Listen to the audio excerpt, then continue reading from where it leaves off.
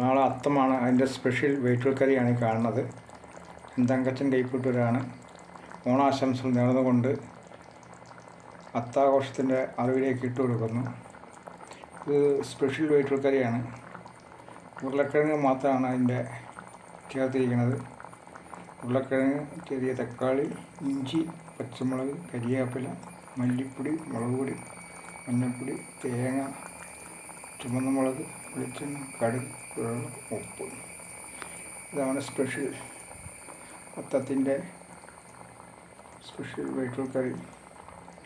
Like ചെയ്യുക, share ചെയ്യുക, comment ചെയ്യുക, അഭിപ്രായങ്ങൾ അറിയിക്കുക. Okay, thank you.